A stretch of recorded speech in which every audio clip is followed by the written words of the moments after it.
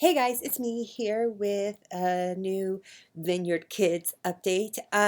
So this month we're starting a brand new series called Rise and Shine, and it's all about, on a farm, there's a lot of rhythms, and there's like the circle of life and everything like that. And so the way it grows, connecting that with what we're going to be talking about is just talking about life with Jesus and a lot of like what it looked like, what life with Jesus looks like now that he is resurrected from the dead, now that he is, he rose from the dead and he's up in heaven with God. And so it's kind of like, what does life look like with that?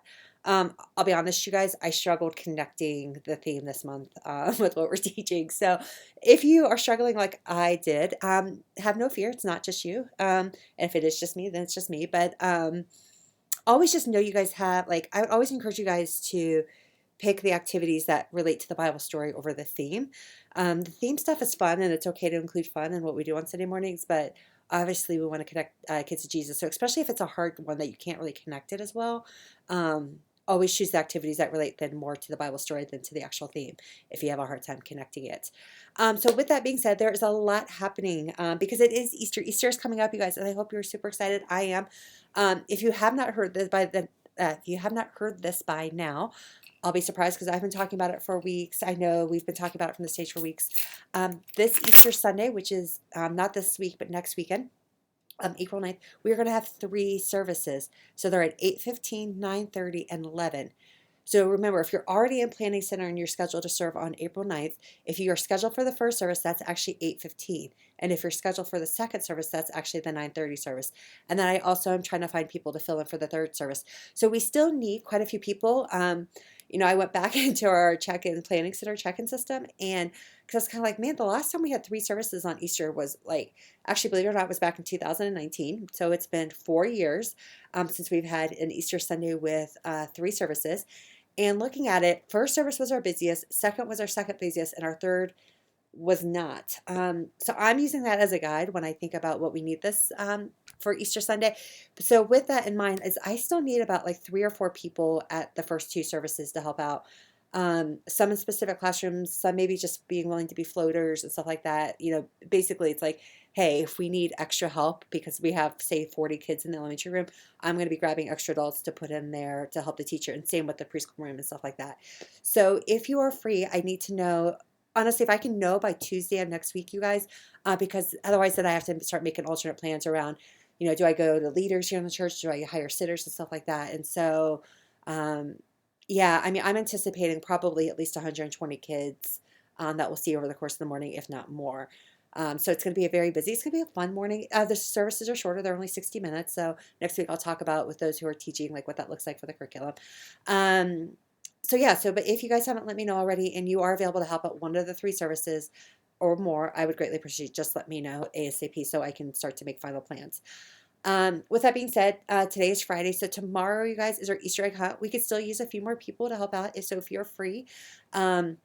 Sarah Weimer has done an amazing job, getting all the details put together. It's a lot of work. This Easter egg hunt, you guys, is a lot of work. And at last look on our Facebook ad where I boosted it to the neighborhood, we have over 400 people. So that's 400 just like moms or grown-ups or whatever that said yes, and they're sharing it with their friends and stuff like that. So that's not even kids. So there's going to be a lot of kids here that are going to show up for this Easter egg hunt. And so just to be really good hosts to our community, is it takes a lot of people. It's scheduled from 10 to noon. I'll be honest, you guys, I think last year we were done by 11:30 just because we do timed egg hunts.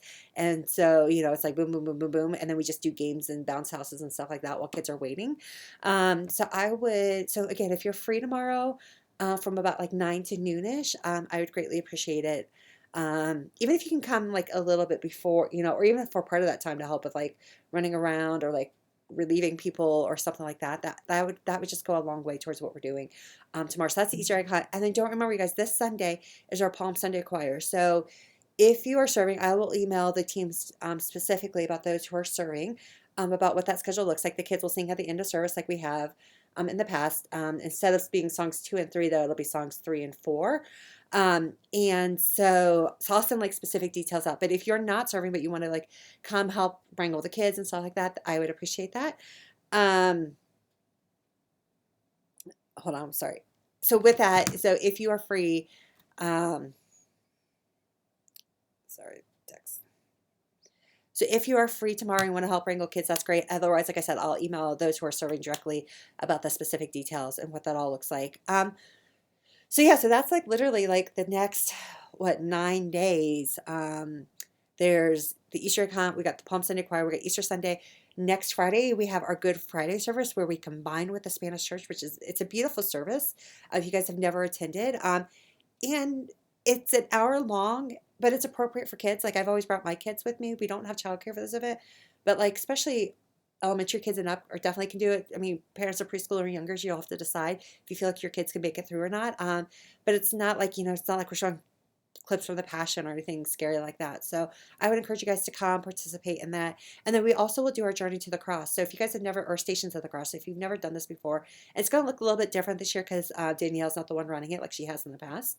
But we'll have different stations set up. And I think Thursday and Friday are the 2 nights that the church will be open for you to come, and it's a self-guided tour, and there's gonna be different stations where it has different parts of the Holy Week story that you can interact with and to experience Jesus in this time. So I would encourage you guys to schedule some time, bring kids with you. So once I see what the once I see what the details are, if I don't think something's kid friendly or we can make it more engaging for kids, we will add some stuff in. So bring your kids to participate with you. I think it's just a great thing. I'll be bringing my kids by. Um, so yeah, so there's a lot happening in the next 2 weeks. So I do want you guys just again to pay attention. Let me know what you're available for. Take some time over the next week and a half to, if you haven't, like, I know I'm kind of like, we've been running on full steam because there's a lot happening, but just even being reminded of like, hey, take some time to spend with Jesus. Like the season's about Jesus, as much as we love the Easter egg hunts and the Palm Sunday choirs and all that, this time is about Jesus. And so getting to reflect on what he did for me, it's just a sweet moment. And so I would encourage you guys to do the same thing. And if you're like, man, I just would love some resources or some thoughts around how I could do that, let me know. I'd be more than happy to give you guys like a guided meditation or a quick little exercise you guys can do in this season. So I think that's it, you guys. Oh, just a reminder, and just remember, you guys, when we met for our kickoff a couple weeks ago, we talked about our goals. We set some ministry goals, and some of those goals were sending postcards out to kids at the end of service. So I haven't seen any postcards come my way. So if you want to write a kid, there are postcards in all the classrooms or in the cabinets by your classroom where you can write out the postcards and then address it and then give it to me or to the Sunday captain, and we'll make sure it makes it out to the kid that week. So I just want to encourage you guys, remind you of the goals that you thought about during our kickoff, and just make sure you guys are working towards hitting those goals. Thank you so much, you guys, for all you do. I'm very appreciative. And I will see you guys on Sunday.